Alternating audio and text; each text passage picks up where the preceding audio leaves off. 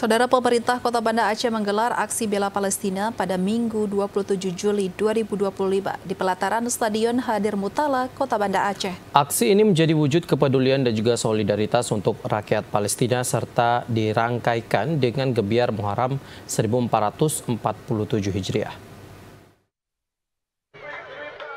Ribuan warga antusias mengikuti aksi yang berlangsung di pelataran Stadion Hadir Mutala, Kota Banda Aceh pada Minggu pagi kemarin.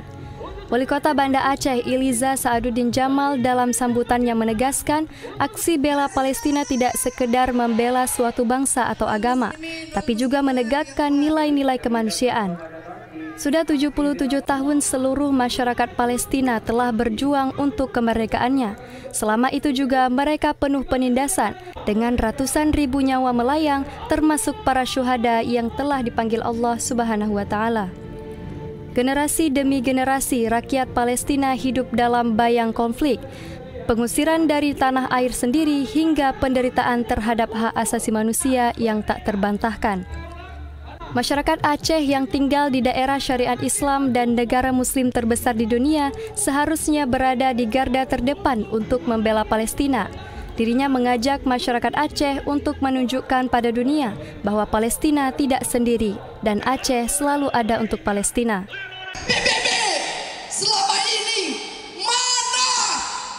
mana kebijakan keputusan peradilan dunia untuk penjahat perang, teroris, pembunuh? Kami ada di sini untuk mereka yang terus berjuang, mereka yang tertindas.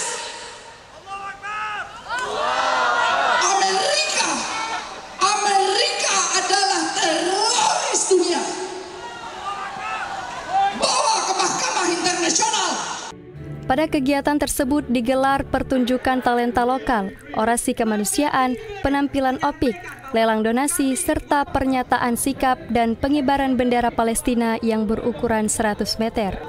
Dari Banda Aceh, Teguh Ferry, TVRI Aceh melaporkan.